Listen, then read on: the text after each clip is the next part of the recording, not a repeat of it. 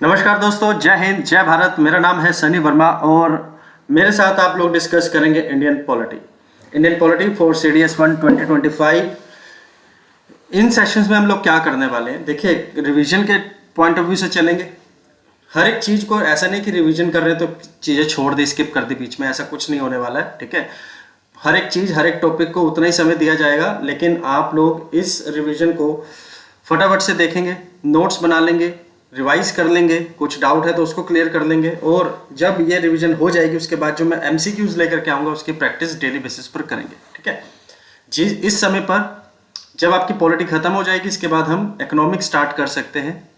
शाम जो 6 बजे क्लास आती है आपकी, सुबह मैं आपके साथ करंट अफेयर्स डिस्कस करता हूँ। करंट अफेयर्स डिस्कस होने के बाद सुबह हिस्ट्री या फिर आर्ट एंड कल्चर या फिर that is your science and technology, ऐसे कुछ क्वेश्चंस हम आपके साथ डिस्कस कर सकते हैं। साथ ही साथ डिफेंस की कुछ न्यूज़ होगी, ये सभी चीज़ें हम डिस्कस करेंगे। राइट, सो लेट्स स्टार्ट दोस्तों। सबसे पहले तो चैनल सब्सक्राइब कर लेना है। चैनल सब्सक्राइब करके डिस्क्रिप्शन बॉक्स में आप देखेंगे तो टेलीग्राम चैनल है, उसको आपने ज्वाइन करना है। आपकी PDFs आपको वहीं पर अवेलेबल होगी। क्लियर है जी? चलिए let's start today session which is regarding the Indian polity, और इंडियन पॉलिटी को हम डिस्कस करते हैं डेली बेसिस पर। चलेंगे जी। इंडियन पॉलिटी में अधिकतर जब क्वेश्चन पूछा जाता है तो वो कॉन्स्टिट्यूशन से ही आता है। कहाँ से जी? कि कॉन्स्टिट्यूशन क्या है आपका। अपार्ट फ्रॉम द कॉन्स्टिट्यूशन आपसे कुछ क्वेश्चन गवर्नेंस से भी आ जाते हैं। गवर्नेंस जैसे कि कोई नया बिल है या नया एक्ट कोई आया है, वहां से कोई क्वेश्चन आ जाता है।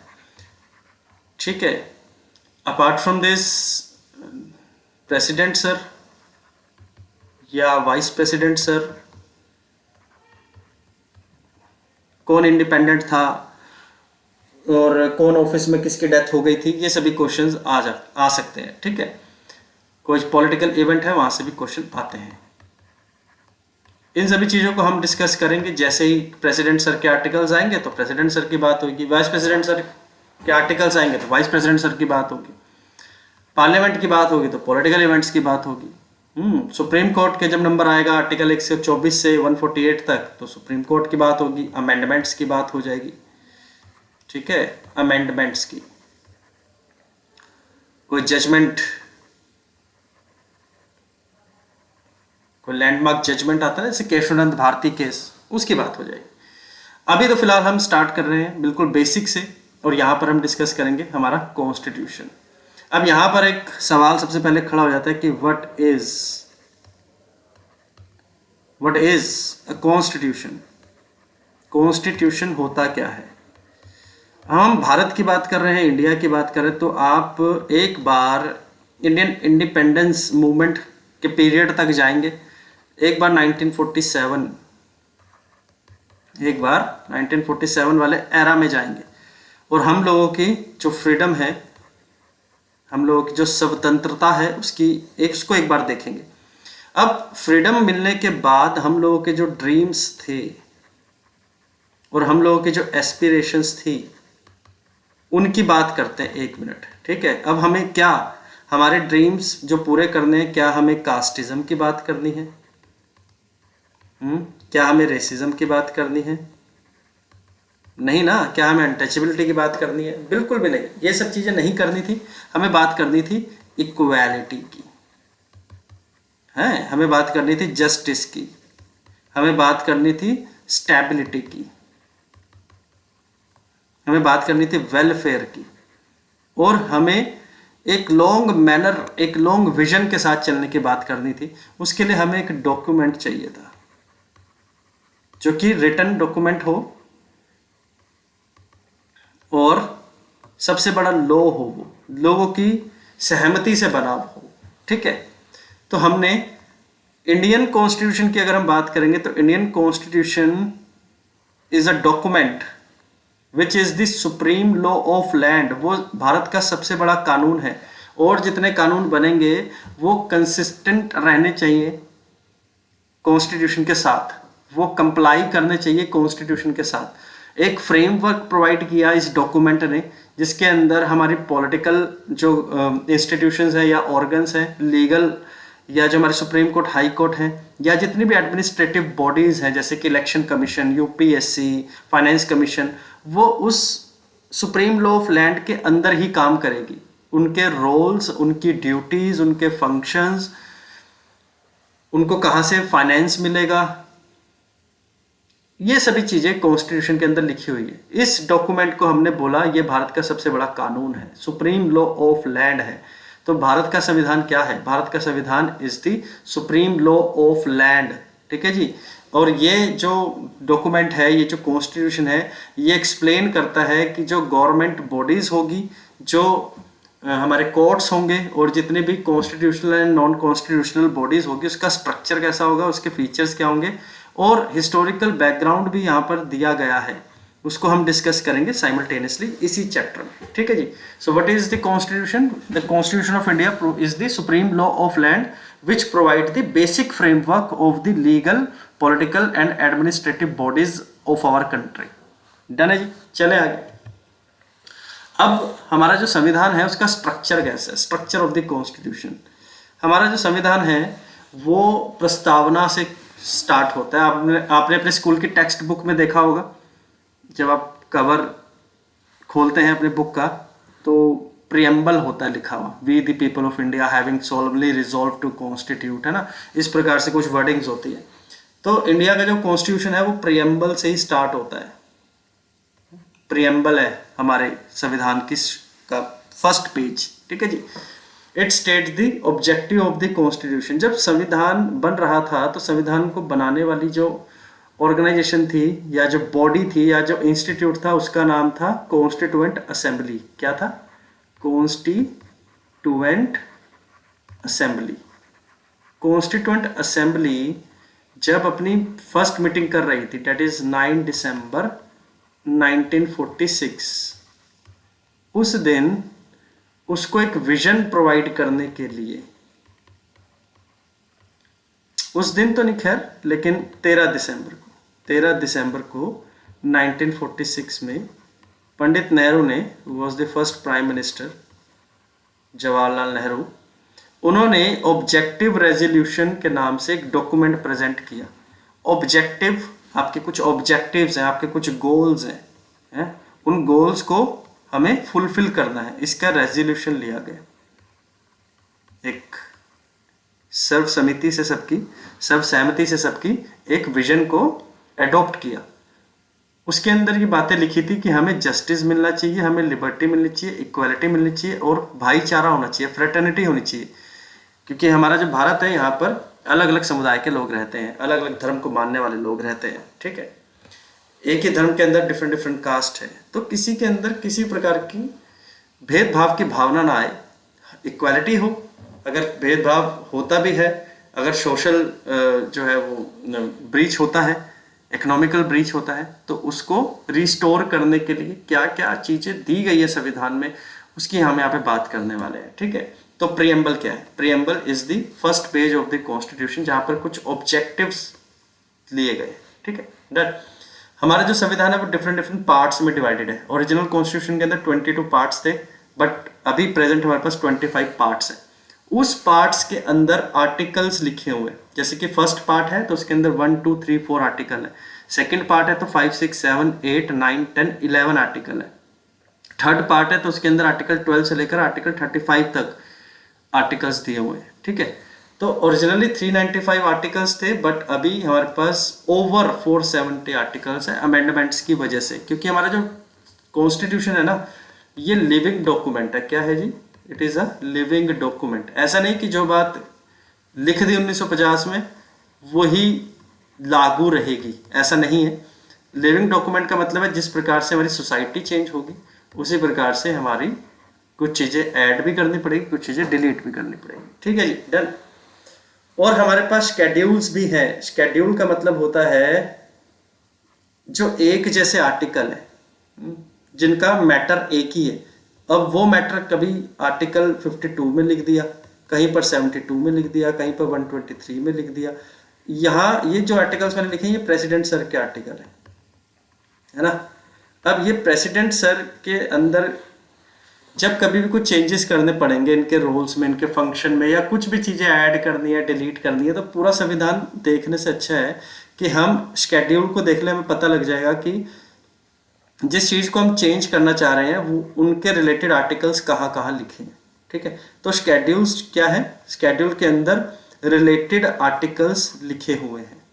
ठीक है, डिटेल्स प्रोवाइड की गई है उन आर्टिकल्स की जो एक दूसरे से जुड़े हुए हैं। क्लियर? कुछ समझने में परेशानी नहीं ना? चले, 8 शेड्यूल ओरिजिनल कॉन्स्टिट्यूशन में थे, बट एट प्रेजेंट हमारे पास 12 शेड्यूल्स हैं। क्लियर? इन शेड्यूल्स के साथ साथ हमारे पास अमेंडमेंट्स भी हैं। क्या है अमेंडमेंट? क्या होता है अमेंडमेंट? का मतलब क्या होता है? अमेंड करना, किसी चीज को चेंज करना।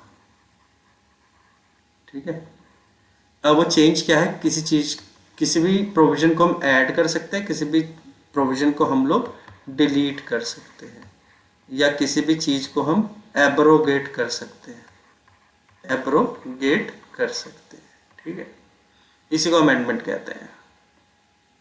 आर्टिकल 368 है पार्ट 20 में, ये एक इकलौता ऐसा पार्ट है जिसके अंदर सिर्फ एक आर्टिकल दिया हुआ है, जिसके अंदर ये प्रोविजन प्रोवाइडेड है कि किस प्रकार से हम अपने संविधान को चेंज कर सकते हैं। ठीक है, एट प्रेजेंट हमारे पास 105 अमेंडमेंट्स हैं संविधान के। ठीक है, चलेंगे कुछ फीचर्स डिस्कस करते हैं हमारे संविधान के, हमारे कॉन्स्टिट्यूशन के कुछ फीचर्स हैं। सबसे बड़ा फीचर, लेंथीएस्ट कॉन्स्टिट्यूशन है हमारा जो संविधान है भारत का, जो कॉन्स्टिट्यूशन है वो दुनिया का सबसे बड़ा डॉक्यूमेंट है। It is the longest written constitution in the world.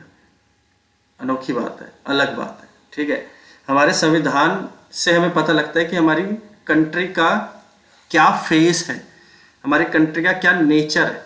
हमारी कंट्री का नेचर क्या है? हम एक सोवरेन कंट्री है। हम अपने इंटरनल और अपने एक्सटर्नल मैटर्स को खुद सोल्व करेंगे। हम इंडिपेंडेंट है, हम किसी के दबाव में, किसी के प्रेशर में, किसी के इन्फ्लुएंस में आकर के डिसीजंस नहीं लेते। हम डोमिनियन नहीं है। ऑस्ट्रेलिया, न्यूजीलैंड, कनाडा, ये सभी डोमिनियन है। आपने कभी नहीं सुना होगा प्रेसिडेंट ऑफ ऑस्ट्रेलिया। क्यों? क्योंकि इंग्लैंड की महारानी जो वहाँ का मोनार्क है वो अभी भी ऑस्ट्रेलिया का मोनार्क है ना? तो इसको डोमिनियन बुलाते हैं। क्या बुलाते हैं? डोमिनियन।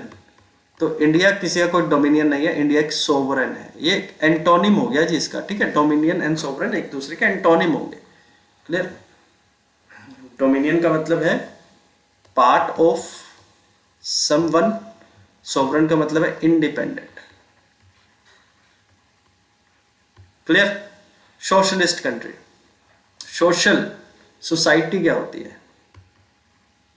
सोशल मतलब कि यहां पर सोशलिस्ट समझिए पहले आप। जो रिसोर्सेज होते हैं ना, जो रिसोर्सेज है उनका ओनरशिप किसके पास होगा? उसका ओनरशिप किसके पास होगा? ओनरशिप लोगों के पास ही होगा, सोसाइटी के पास ही होगा। ठीक है, इस सोसाइटी में से ही गवर्नमेंट बनती है और गवर्नमेंट सोसाइटी को ही जॉब्स प्रोवाइड करती है। इस पैटर्न को हम सोशलिस्टिक या सोशलिज्म बुलाते हैं। ठीक है, क्लियर?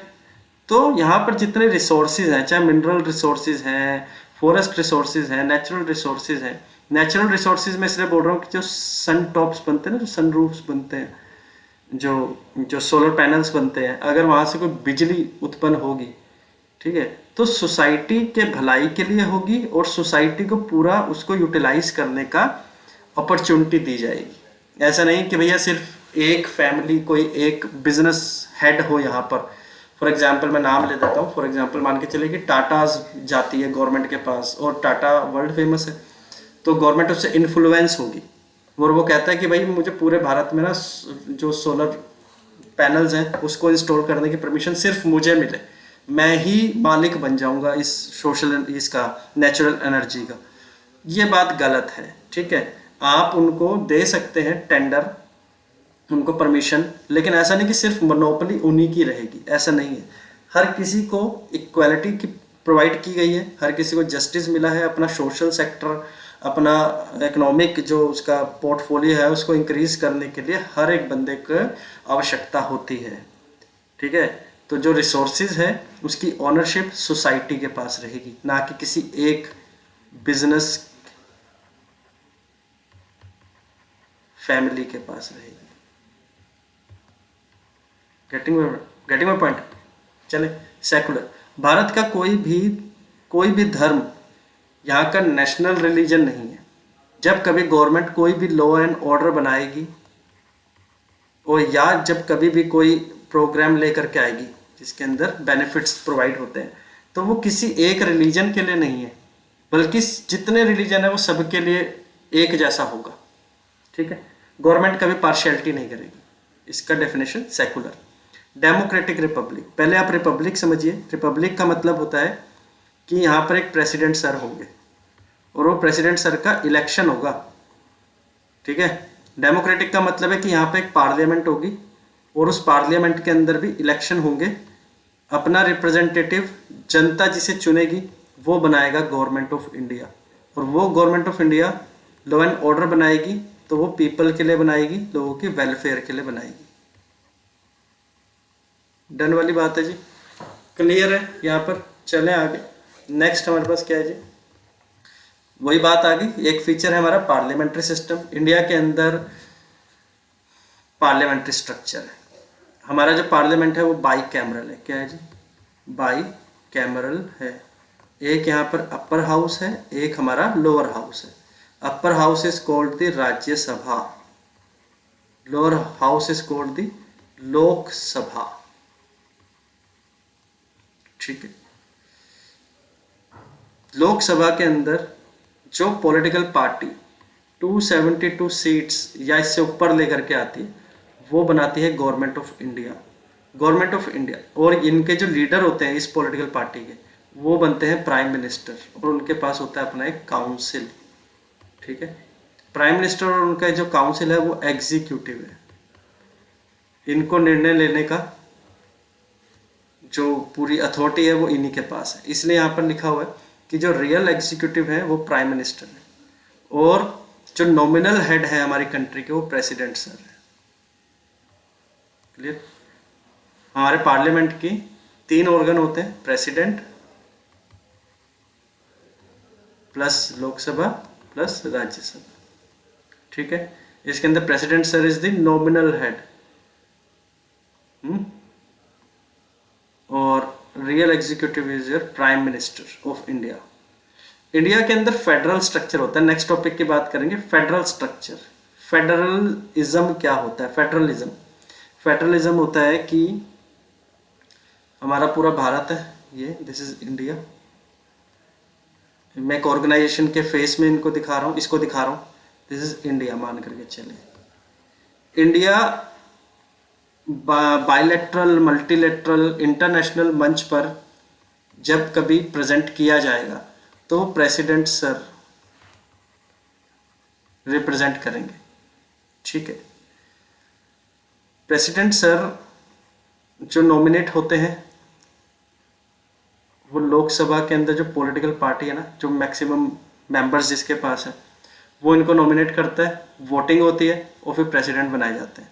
तो president plus Lok Sabha plus Rajya Sabha, ये तीनों मिलकर के बनते हैं यूनियन लेजिस्लेचर। Union legislature. अब यूनियन लेजिस्लेचर के पास काम क्या है? एक तो फॉरेन पॉलिसी, दूसरा रेलवे, तीसरा न्यूक्लियर, चौथा आर्मी, पांचवा हमारा स्पेस। ऐसे और बहुत से काम है। टोटल 100 सब्जेक्ट है, 100 सब्जेक्ट। ये एक्सक्लूसिवली यूनियन गवर्नमेंट ही करेगी इस काम को। कौन करेगा? Union government. ऐसे 100। अब ये काम करने के लिए जो सरकार है उसको हम यूनियन गवर्नमेंट कहते हैं, जो कि सेंट्रल गवर्नमेंट है। लेकिन पानी की सप्लाई, न्याय व्यवस्था, ये सभी भारत के अंदर जो डिफरेंट स्टेट्स हैं, ये काम उनका है। तो एट द सेम टाइम एक सेंट्रल गवर्नमेंट भी है और दूसरी तरफ दूसरे लेवल पर स्टेट गवर्नमेंट भी है। स्टेट्स जो है वो डिस्ट्रिक्ट के अंदर डिवाइडेड है। डिस्ट्रिक्ट के अंदर आपको म्यूनिसिपैलिटीज़ देखने को मिल जाएगी, वहाँ पर भी इलेक्शन होंगे। हर एक लेवल पर सरकार, हर एक लेवल पर गवर्नमेंट, हर एक लेवल पर डेमोक्रेसी होगी। इसको हम फेडरल स्ट्रक्चर बुलाते हैं, फेडरल स्ट्रक्चर। ठीक है जी। इंडिया जो है वो क्वासी फेडरल है। यहाँ पर जो सब्जेक्ट्स हैं वो डिवाइड किए गए हैं, लेकिन जब कभी इमरजेंसी लगेगी, जब कभी कोई एक्सटर्नल एग्रेशन, इंटरनल डिस्टरबेंस जैसी चीज़ें होगी, तो सेंटर के पास ज़्यादा पावर होगी, इसलिए इंडिया इज क्वासी फेडरल। ठीक है, डन। यहाँ पर यूनिटरी बायस है, यूनियन के पास ज़्यादा पावर होगी। क्लियर वाली बात है भैया। देखिए, कॉन्स्टिट्यूशन जब तक सही मायने में कॉन्स्टिट्यूशन नहीं माना जाएगा, जब तक उसके अंदर फंडामेंटल राइट्स नहीं होंगे। So fundamental rights are the cornerstone of constitution. ये कॉन्स्टिट्यूशन का सबसे महत्वपूर्ण अंग है। ठीक है जी। हमारा जो फंडामेंटल राइट है वो आर्टिकल 12 से 35 तक रन करता है in the part 3 of the constitution. ये फंडामेंटल राइट्स जो गवर्नमेंट है उनके एरिया को भी कम करता है, काम करने के एरिया को। इसलिए फंडामेंटल राइट्स नेगेटिव है। किसके लिए नेगेटिव है? किसके लिए नेगेटिव है? For the government. क्यों? क्योंकि ये लिमिटेड गवर्नमेंट बनाता है। गवर्नमेंट के पास अनलिमिटेड पावर नहीं है, बल्कि लिमिटेड पावर्स है। Fundamental duties and fundamental rights runs parallel to each other. ठीक है जी। तो कुछ ड्यूटीज एन्यूमरेट की गई है for the citizen of India article 51A के अंदर, added by the 42nd constitutional amendment on the recommendation of सरदार स्वर्ण सिंह कमीशन, स्वर्ण सिंह कमेटी।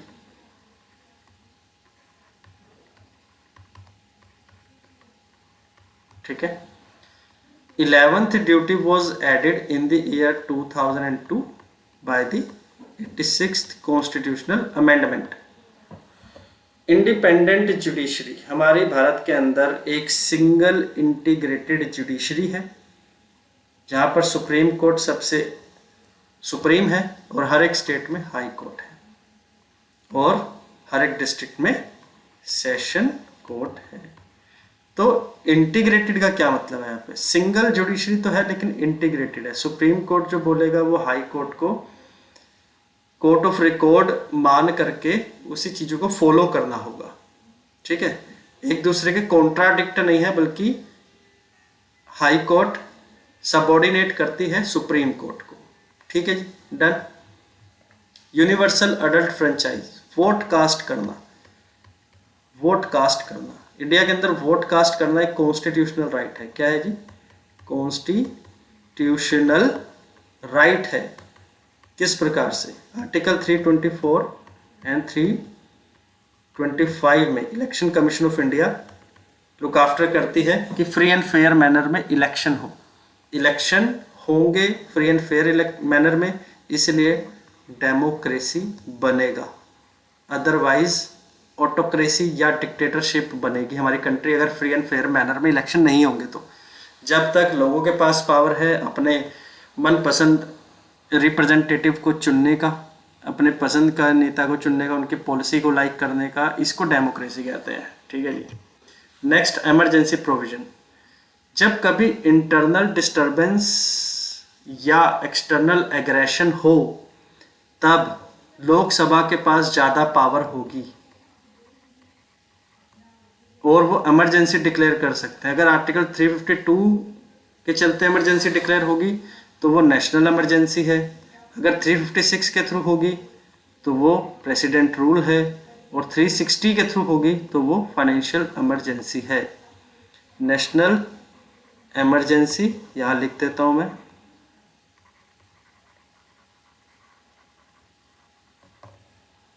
Presidents rule.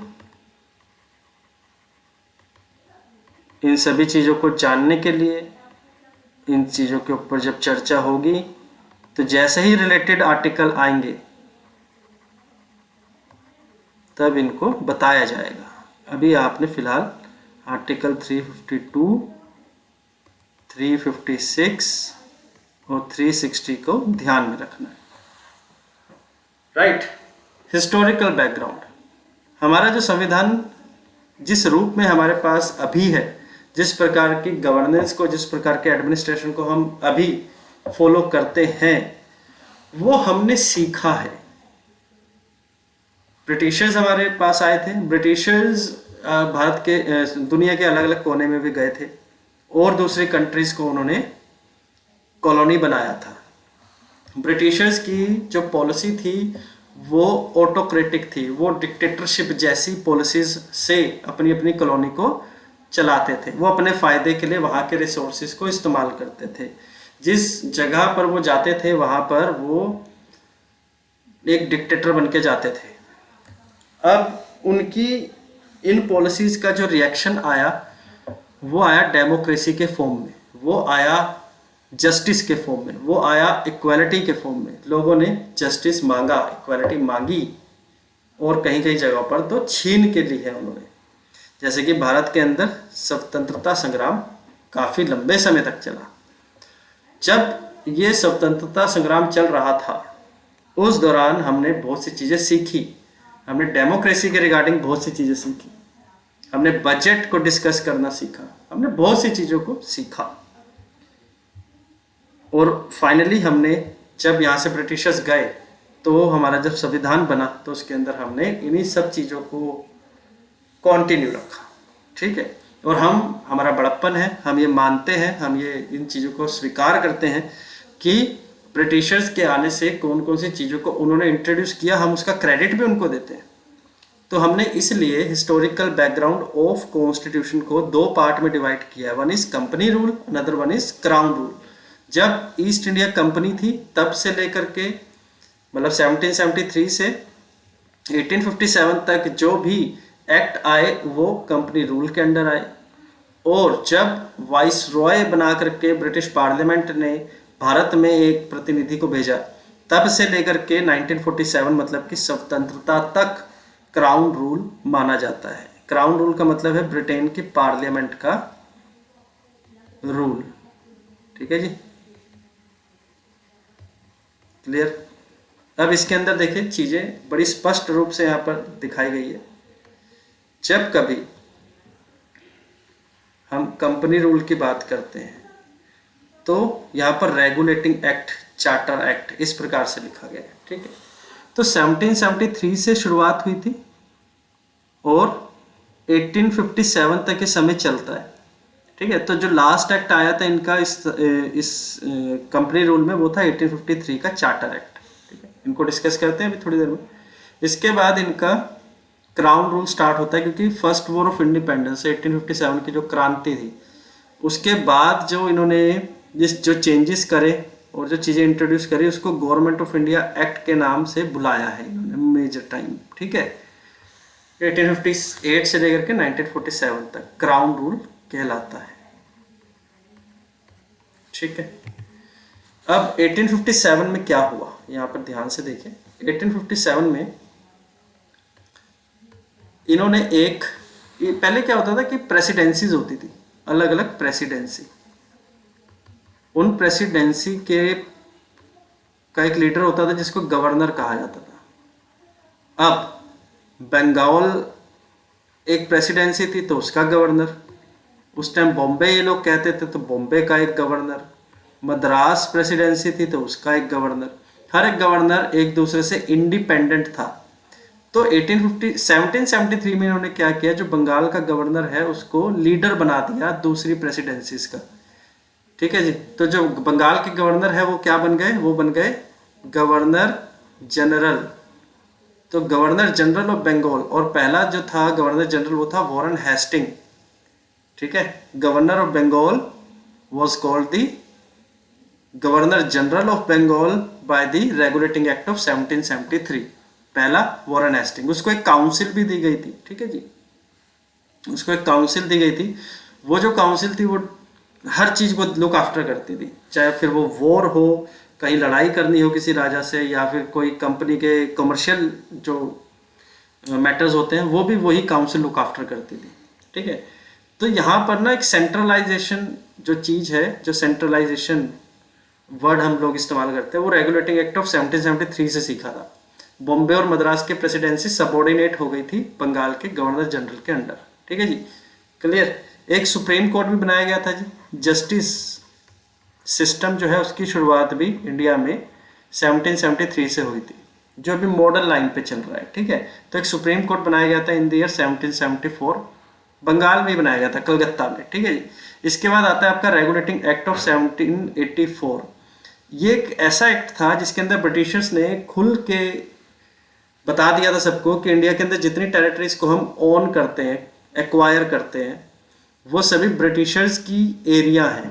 वो जो एरिया है ब्रिटिशर्स के एरिया, वो इंडिया के नहीं है, वो ब्रिटिशर्स के हैं। ठीक है, तो जितनी भी टेरिटरीज जिसके ऊपर ब्रिटिशर्स का राज था वो ब्रिटिश के पोजेशन है इंडिया में। ये तो पिट्स एक्ट 1784 में अनाउंस किया गया। साथ ही साथ इन्होंने एक कोर्ट ऑफ डायरेक्टर और बोर्ड ऑफ कंट्रोल भी बनाया। क्या बनाया जी? Court of directors and board of control. Court of directors East India company के कमर्शियल एक्टिविटीज को लुक आफ्टर करता था। बोर्ड ऑफ कंट्रोल जो था वो सारे के सारे पॉलिटिकल अफेयर्स को लुक आफ्टर करता था, मतलब कि कमर्शियल अफेयर्स को लड़ाई झगड़ों से, किसी ट्रीटी से, किसी एग्रीमेंट से, आर्मी से बिल्कुल सेपरेट कर दिया था। ठीक है, डन। चल, चार्टर एक्ट ऑफ 1813, ये एक इंपॉर्टेंट एक्ट है। इसके अंदर modern education with English as the medium, किस मीडियम में पढ़ाया जाएगा? इंग्लिश मीडियम में पढ़ाया जाएगा। ठीक है, तो मॉडर्न एजुकेशन को इंट्रोड्यूस किया चार्टर एक्ट 1813 से। और इसके अंदर ईस्ट इंडिया कंपनी की जो मोनोपोली थी उसको खत्म कर दिया गया। मोनोपोली सिर्फ टी और चाइना के साथ ट्रेड करने पर ही रह गई थी ईस्ट इंडिया कंपनी की। साथ ही साथ क्रिश्चियन मिशनरीज को वेस्टर्न एजुकेशन और साथ ही साथ कन्वर्जन के लिए भी अलाउ किया गया चार्टर एक्ट ऑफ 1813 से। नेक्स्ट हमारे पास आता है चार्टर एक्ट ऑफ 1833। 1833 में governor general of Bengal was made the governor general of India, और पहला गवर्नर जनरल बनाया गया विलियम बेंटिक। ठीक है जी, क्लियर। इसके बाद हमारे पास एक और एक्ट आता है, वो है चार्टर एक्ट ऑफ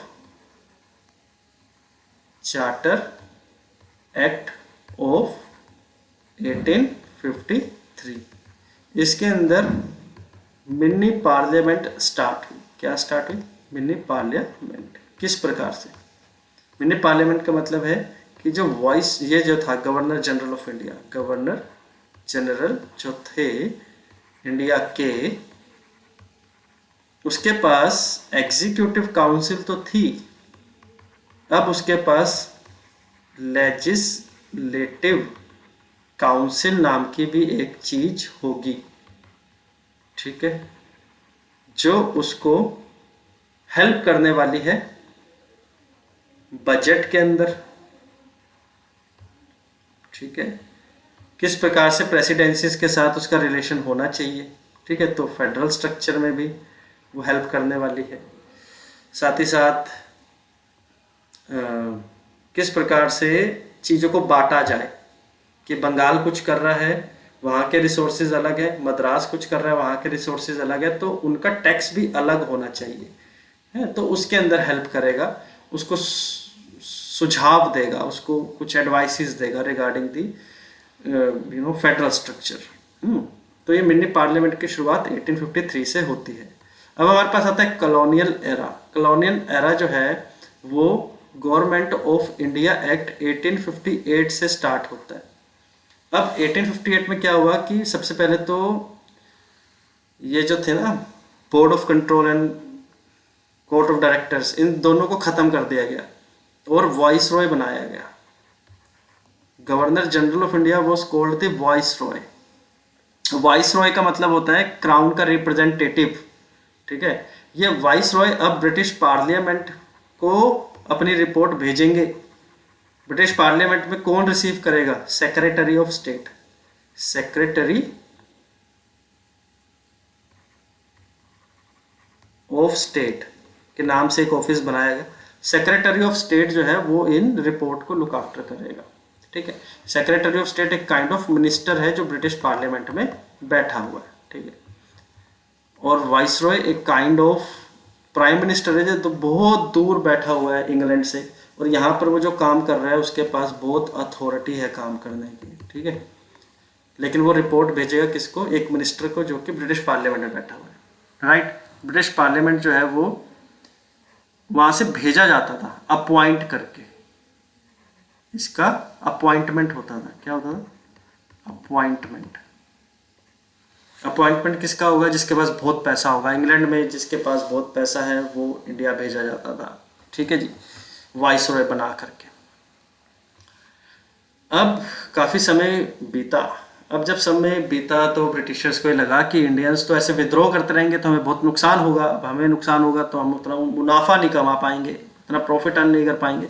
तो एक काम करते हैं, ब्रिटिशर्स ने सोचा कि इंडियंस को हम एडमिनिस्ट्रेशन के अंदर नॉमिनेट करना स्टार्ट करते हैं। तो उन्होंने इंट्रोड्यूस किया काउंसिल एक्ट के नाम से एक रिफॉर्म लेकर के आए। वो सबसे पहले लेकर के आए वो 1861 में, और फिर लेकर के आए 1892 में, और फिर लेकर के आए 1909 में। और 1909 का जो काउंसिल एक्ट था वो सबसे खतरनाक था। क्यों? क्योंकि उन्होंने मुस्लिम्स को सेपरेट इलेक्टोरेट प्रोवाइड किया था। इससे इंडिया के अंदर जो कम्युनल वायलेंस था वो सेपरेट इलेक्टोरेट की वजह से, या जो सोशल डिवाइड है या यूनिटी नहीं आ रही है हमारी कंट्री में उस टाइम पर, डिवाइड एंड रूल का जो फॉर्मूला चला करके रखा है ब्रिटिशर्स ने, वो यहीं से स्टार्ट किया था, ठीक है जी। 1861 में इन्होंने पोर्टफोलियो सिस्टम स्टार्ट किया था। पोर्टफोलियो और बजट डिस्कस करना भी यहीं से स्टार्ट किया था। अब एक बात मानिए, पोर्टफोलियो सिस्टम क्या होता है? एक मंत्रालय को एक मिनिस्टर लुक आफ्टर करेगा। एग्जाम्पल के लिए निर्मला सीतारमन जी फाइनेंस मिनिस्ट्री को लुक आफ्टर करती हैं, सिर्फ उसी के साथ वो कंसर्न्ड है, ठीक है। वो दूसरे क्षेत्रों में, दूसरे एरियाज के अंदर डिस्टर्बेंस क्रिएट नहीं करेंगे। इसको पोर्टफोलियो सिस्टम कहते हैं कि जब एक मंत्री एक मंत्रालय को लुक आफ्टर करते हैं। एक मंत्रालय का एक मिनिस्टर है और वो उसी काम को करता है दिल लगा करके, इसको पोर्टफोलियो सिस्टम कहते हैं। 1861 में इंट्रोड्यूस हुआ था, इंपॉर्टेंट है जी, नोट कर लेना। 1892 में जो 3 इंडियंस को नॉमिनेट किया गया था पार्लियामेंट में बैठने के लिए, अब उसकी संख्या बढ़ा करके 16 कर दी गई थी, 16, ठीक है। और 1909 में इसकी जो संख्या थी वो अब 60 के आसपास हो गई थी, इतनी ज़्यादा, ठीक है। 1909 में सिर्फ लेजिस्लेटिव काउंसिल नहीं, एग्जीक्यूटिव काउंसिल के अंदर भी इंडियन अपॉइंट होने लगे थे। एग्जीक्यूटिव काउंसिल के अंदर जो पहले इंडियन का अपॉइंटमेंट हुआ था वो है सत्येंद्र प्रसाद सिन्हा, SP सिन्हा। ये लॉ मेंबर बन करके एग्जीक्यूटिव काउंसिल में गए थे। क्लियर? क्लियर है जी। गवर्नमेंट ऑफ इंडिया एक्ट 1919, इसके अंदर डायरकी इंट्रोड्यूस की थी प्रोविंशियल लेवल में। प्रोविंशियल का मतलब होता है स्टेट, स्टेट लेवल पे डायरकी स्टार्ट की थी। 1935 में इस डायरकी को खत्म कर दिया गया था स्टेट लेवल से और उसको यूनियन लेवल पर इंट्रोड्यूस किया गया था। और 1935 का जो गवर्नमेंट ऑफ इंडिया एक्ट है वो भारत के संविधान का सबसे बड़ा सोर्स है, ठीक है। डन। चलिए, जो हमारा संविधान बनाया था वो बनाया था कॉन्स्टिट्यूएंट असेंबली ने। Constituent assembly cabinet mission plan, मेरी बात सुनिए ध्यान से। पता क्या हुआ था? सबसे पहले तो MN रॉय ने बोला था 1934 में कि एक कॉन्स्टिट्यूशन होना चाहिए भारत का जो भारतीय ही बनाएंगे, ठीक है, कॉन्स्टिट्यूशन होना चाहिए। बट 1935 में ये कांग्रेस का मेन एजेंडा बन गया, लेकिन इस बात को एग्री नहीं कर रहे थे। कांग्रेस का मेन एजेंडा बन गया, लेकिन अंग्रेज इस बात को एग्री नहीं कर रहे थे कि इंडियन अपना कॉन्स्टिट्यूशन बनाएंगे। हमारा मजाक उड़ाते थे कि तुम्हारे बस की नहीं है। तो 1939 में जब वर्ल्ड वॉर छिड़ा तो उनको इंडियंस की ज़रूरत थी पार्टिसिपेट करने के लिए वॉर में, तो उन्होंने अगस्त ऑफर कह करके ये बात को एक्सेप्ट कर लिया कि हाँ इंडियंस आप अपना कॉन्स्टिट्यूशन बनाना, ठीक है। फिर उन्होंने 1942 में क्रिप्स मिशन के नाम से एक कमेटी भेजी कि किस प्रकार इंडिया को हम पावर ट्रांसफ़र करेंगे। तो क्रिप्स मिशन ने बोला कि इंडिया तो डोमिनियन बनेगा भाई, जैसे ऑस्ट्रेलिया है, जैसे कनाडा है, यहाँ पर कोई प्रेसिडेंट नहीं होगा, यहाँ पर सरकार आप लोग चलाओ लेकिन हम दूर बैठे हुए आपको रूल करेंगे। तो इसको रिजेक्ट कर दिया। फिर क्विट इंडिया मूवमेंट स्टार्ट हो गया। जब क्विट इंडिया मूवमेंट स्टार्ट हुआ तो फाइनली धीरे धीरे जाकर के 1945 तक आते आते बात इंडियंस का देखिए यहाँ पे पार्टिसिपेशन भी बढ़ा वॉर के अंदर। और फिर एग्जीक्यूटिव काउंसिल जो थी उसको बोला गया कि आप अपना कॉन्स्टिट्यूशन बनाए। इसके लिए जो लोग होंगे वो कहाँ कहाँ से आएंगे, पूरे भारत से, है ना। पूरे भारत के लिए कानून बन रहा है तो पूरे भारत के लोगों की पार्टिसिपेशन होनी चाहिए। तो दोबारा से उन्होंने कैबिनेट मिशन प्लान भेजा। इसके अंदर 3 लोग थे। स्टैफोर्ड क्रिप्स था इसके अंदर अलेक्जेंडर और एक पैट्रिक के नाम से 3 लोग थे इसके अंदर, ठीक है। तो इसने सुझाया हम लोगों को कि 389 मेंबर आएंगे जी आपके पूरे भारत से, और वो वहाँ के स्टेट्स जितने भी प्रोविंसेस है ना, वहाँ पे जितनी असेंबलीज हैं वहाँ से चुन करके आएंगे इनडायरेक्ट मैनर में। जो ऑलरेडी असेंबलीज बनी हुई हैं जो स्टेट के अंदर जिनको लोगों ने चुना है, वहीं से चुन करके बुला लो आप और एक असेंबली बनाओ जिसको कॉन्स्टिट्यूएंट असेंबली बोला जाएगा, ठीक है जी। तो 1946 में कैबिनेट मिशन प्लान ने सुझाया कि कॉन्स्टिट्यूएंट असेंबली बनेगी विद 389 मेंबर्स। इसकी पहली मीटिंग जो थी वो 9 दिसंबर 1946 को स्टार्ट हुई और फिर 2 साल 11 महीने 18 दिन लगा करके इन्होंने 26 नवंबर 1949 तक पूरा कॉन्स्टिट्यूशन जो था बना करके रेडी कर लिया था। फाइनली 24 जनवरी को 284 मेंबर्स ने उसको साइन किया और 26 जनवरी 1950 में जो हमारा संविधान था वो एनफोर्स हो गया। क्या हो गया? लागू हो गया। क्लियर? अभी हम इतना ही करेंगे। मेकिंग ऑफ द कॉन्स्टिट्यूशन की नेक्स्ट वीडियो आएगी। इन सभी चीज़ों को आप अच्छे से नोट डाउन कर लीजिए, सभी टर्म्स के मतलब समझ लीजिए। मैं आपसे मिलूंगा नेक्स्ट वीडियो में। तब तक के लिए जय हिंद, जय भारत।